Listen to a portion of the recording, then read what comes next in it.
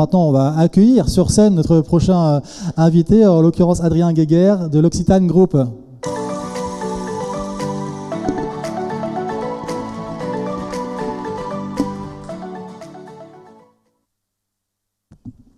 Bonjour à tous, vous m'entendez bien? Je suis ravi d'être avec vous aujourd'hui dans cet endroit magnifique. J'espère que je vais réussir à vous intéresser avant la pause café. Alors, donc je me présente, je suis, donc, comme c'est indiqué, Adrien Guéguer. Donc je suis Chief Sustainable Officer, comme on dit. Je m'occupe du développement durable pour le groupe L'Occitane et je m'occupe de l'Occitane en Provence, à l'international. Pour ceux qui sont peut-être pas au courant, donc le groupe L'Occitane, on est présent sur 90 pays, c'est 7 marques, donc l'Occitane en Provence que vous connaissez. On a aussi Herborian, Melvita, L'Occitane au Brésil, Lamlife, Elemis et depuis peu Sol de Janeiro. C'est un groupe dont l'approche est multilocale, que je vous développerai un peu plus tard. Et donc en tant que CSO, comme on dit, la vision que j'essaye de développer, et j'ai beaucoup de chance parce qu'on a des super équipes, c'est effectivement de transformer la consommation en régénération. Alors, c'est un peu grimper l'Everest en tongs, il faut se le dire. On en est très loin et l'ambition paraît démesurée. Maintenant, si on y réfléchit, on n'a pas vraiment le choix. En fait, on est une entreprise. On est une entreprise qui fonctionne que par la consommation. On est des êtres humains et en tant qu'être humain, on a besoin de consommer. Et d'un autre côté, on sait aussi qu'on est dans une situation où on a déjà franchi les limites de notre planète et que c'est plus suffisant maintenant de la protéger, de la préserver, il faut la régénérer. On est une entreprise familiale, notre ambition est que cette entreprise perdure de génération en génération, qu'elle soit encore là dans 100 ans. Donc, on ne peut pas juste se dire on va limiter nos impacts, c'est fini maintenant. Il faut réfléchir différemment, se dire comment on peut régénérer nos écosystèmes, comment on peut régénérer la biodiversité, et donc finalement comment la consommation peut devenir de la régénération. Comment relier deux concepts qui, a priori, semblent impossibles à relier. Alors, pour vous en parler, je vais d'abord vous parler de la régénération de la biodiversité. La régénération de la biodiversité, donc on a une stratégie qu'on a partagée à l'IUCN sur justement sur la base de Science-Based Target sur la régénération de la biodiversité. Et en ce sens, ça consiste sur l'ensemble de la chaîne de valeur, donc de la ferme jusqu'à la poubelle de votre salle de bain, à réfléchir à comment on peut neutraliser les impacts négatifs, mais aussi régénérer et transformer pour pouvoir être dans une démarche de nature positive. Puisque toute l'idée derrière cette stratégie, c'est d'être nature positive sur l'ensemble de la chaîne de valeur. Les points particuliers sur lesquels on s'attaque, entre autres, sont bien sûr la lutte contre la pollution de l'eau. Donc là-dessus, on a déjà une usine sèche à la Gorse, en Ardèche, et on est en train de passer à une usine sèche à Manosque, en Provence, d'ici 2025.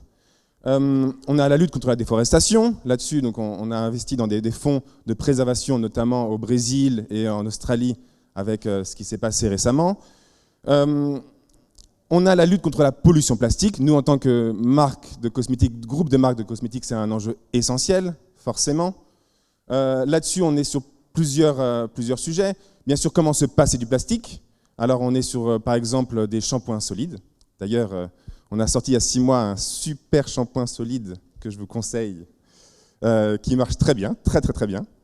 On a aussi, bien sûr, donc, du 100% plastique 100% recyclé, 100% recyclable, sur des manières nouvelles, comme avec des fontaines, essayer de refill son produit. Donc on met à disposition à nos consommateurs des estagnons en aluminium 100% recyclés, qui peuvent utiliser à l'infini, qui peuvent refill ou re-remplir en boutique.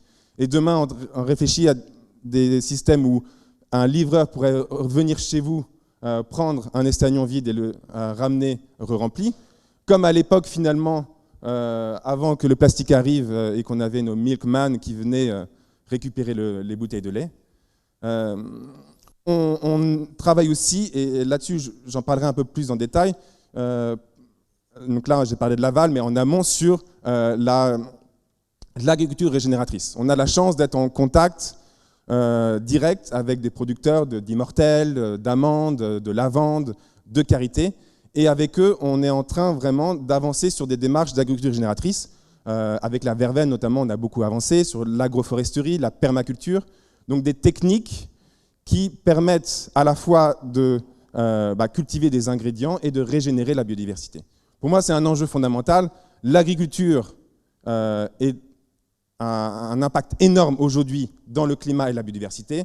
Il ne faut pas voir l'agriculture comme un élément qui va nous empêcher d'avancer, mais comme une source finalement de régénération. Comment transformer l'agriculture en source de régénération. Et on a la chance justement, avec ce contact direct avec les agriculteurs, de le faire. L'avantage, il est double, parce que quand on parle d'agroforesterie, donc agroforesterie, c'est très simplement planter des arbres à côté de nos champs. En fait, on va capturer du carbone, donc c'est positif pour le climat, et ce carbone va nourrir les sols. Donc ça va aussi augmenter le rendement de nos terres. Et avec des systèmes de permaculture, on va aussi permettre de remettre de la biodiversité. Ça va, in fine, nous permettre d'avoir un sol plus riche, donc qui a besoin de moins d'entrants, moins de pesticides, moins d'engrais et moins d'eau. Donc à terme, on est sur des solutions qui, on le voit, parce qu'on travaille avec, par exemple, Monsieur Marie, notre producteur de verveine, depuis plus de 10 ans, on voit finalement que c'est des techniques qui sont rentables. En fait, régénérer la biodiversité, c'est rentable. C'est du bon business. Et à partir du moment où on peut prouver ça à petite échelle, l'enjeu ensuite, c'est de passer à grande échelle. Et passer à grande échelle, on le fait à travers des coalitions. Donc, on a rejoint cette superbe coalition qui est OP2B, One Planet Business for Biodiversity. Et là-dessus, on travaille finalement sur le passage à l'échelle, sur des champs beaucoup plus grands, avec plein de partenaires, parce qu'on n'est pas tout seul, pour pouvoir développer cette technique d'agroforesterie. Et à petite échelle aussi, on a développé un collectif d'agroécologie, dont le président est toujours Monsieur Marie, notre producteur de verveine, pour que, à petite échelle aussi, lui, il puisse amener les autres producteurs locaux à passer sur ces techniques d'agricole. Je me dépêche, je suis en retard, vite. Ce qui est super important, et j'en ai déjà touché un mot, c'est qu'on parle de transformation d'écosystèmes, des écosystèmes complexes. Quand on parle de complexité, ça veut dire qu'aujourd'hui, on connaît moins de choses qu'on connaît, il y a plus de known que de known. Et donc, si on ne veut pas faire de bêtises, si on veut faire les choses bien, il faut partir du terrain, il faut partir des agriculteurs. C'est essentiel. Si on veut transformer l'agriculture sans travailler avec les agriculteurs, en fait, on fera que ça contre eux. L'agriculteur, le producteur, les agriculteurs sont fondamentaux dans cette transformation et c'est eux qui vont nous permettre de régénérer la biodiversité. Je vous ai parlé de la verveine. Un exemple aussi, c'est au Burkina Faso. Avec eux, on a transformé, on travaille en direct avec plus de 10 000 femmes au Burkina Faso pour le beurre de karité.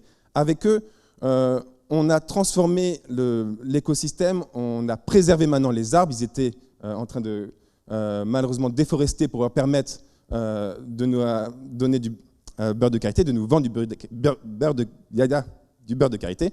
On achète 2 fois plus cher le beurre de karité que le prix du marché, pour pouvoir investir justement dans l'écosystème, investir dans les savoir-faire et leur permettre de transformer ces savoir-faire. Et le passage à l'échelle aussi, on va le faire derrière avec un fonds, notamment le fonds Livelihood. On a monté un fonds de 150 millions d'euros avec Livelihood qui va travailler, qui va investir dans les communautés locales pour pouvoir régénérer la biodiversité et aussi capturer du carbone à travers l'agroforesterie. En conclusion, je vous donne un petit exemple, un produit que j'aime beaucoup qui s'appelle le Petit Remède, qui est, je vous conseille aussi pour cet hiver parce qu'il est idéal pour les petites gerçures et les petits problèmes que vous pourrez avoir avec l'hiver. Quand vous achetez un Petit Remède, Vous participez aujourd'hui à la replantation des amandiers sur le plateau de Valençol, qu'on a fait depuis 10 ans avec M. Joubert. Vous participez à la transformation de l'industrie de la lavande et du passage en agriculture régénératrice. Vous participez à la transformation aussi de la verveine.